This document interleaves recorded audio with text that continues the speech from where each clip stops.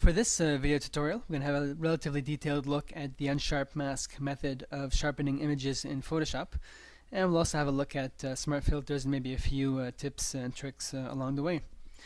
So to begin, the name Unsharp mask actually comes from the old darkroom days when photographers would take a blurry image or an unsharpened image and use that as a basis to create a sharp copy. Just so we can see how the Unsharp mask works, I've gone ahead and created an image with a dark gray and a light gray side by side. I'm going to go ahead and click on Filter, Sharpen, Unsharp Mask, and I'm going to go ahead and click on Control Plus to zoom in, and click on the spacebar to pan and zoom. It's going to reset the radius here. So these are the two images. We have the edge right at the center. And I'm going to go ahead and increase the radius and note what happens. So Photoshop has determined the edge to be here, which is correct. And what it's done, it's gone ahead and darkened the pixels on the edge of the dark color gray and lightened the pixels on the edge of the light color gray. So essentially it's increasing contrast. And this is what Unsharp Mask is doing, just simply increasing contrast and on the edges. I'm going to click Cancel. And we'll go ahead and go to our image. I have this Creative Commons image of the lovely Alicia Cuthbert, and the first thing that we're going to do is apply a smart filter, and you can do this very simply by going to Filter, Convert for Smart Filters, and we'll click OK. And essentially we're doing this in order to be able to apply the Unsharp mask in a non-destructive, non-permanent way. And usually you could duplicate the layer, but that does tend to add image size, or add size rather, to your image file. And this is really a much more efficient method. So I've gone ahead and converted this to a smart filter. I'm going to go ahead and apply the Unsharp mask, Filter, Sharpen, Unsharp Mask.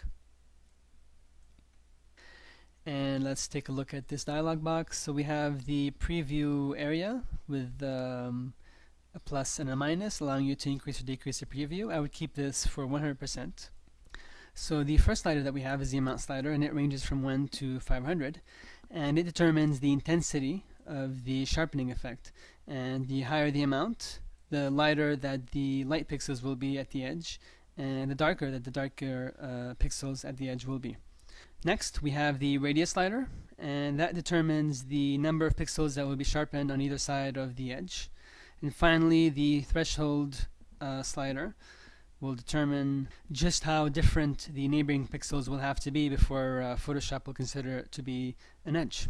And usually the smaller the threshold, the more sharpening effect that you'll have. Now, one technique that I use myself is just to increase the amount slider to the 500% level, and that way it'll give me a good idea of what kind of effect I'm having. And then I can go ahead and play with the radius slider and adjust the threshold if needed.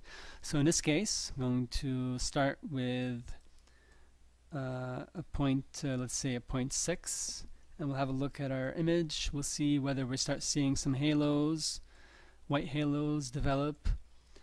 You can see here that this is actually over sharpened. I'm going to go ahead and decrease the radius. Let's try 0.4. Not really seeing any white halos. And if I have a look at my main image here, it looks quite acceptable as a result. I'm going to click OK. So here we see the smart filter that's been created in our layers palette. And here we can go back and easily edit our filter at a later time of our choosing. And one final trick that I'm going to show here, because the Unsharp mask tends to lighten and darken many pixels, there does tend to have a small color shift that can happen in your images. So I'm going to go ahead and double click this icon here right next to the Unsharp mask, and I'm actually going into the blending options, and we'll change this to luminosity. And I find that what happens is that in this case the Photoshop will only affect the lightness of the pixels and not the colors of the pixels. We click OK, and here we can see the result of our Unsharp mask, and I hope these tips and tricks will help you guys in your workflow.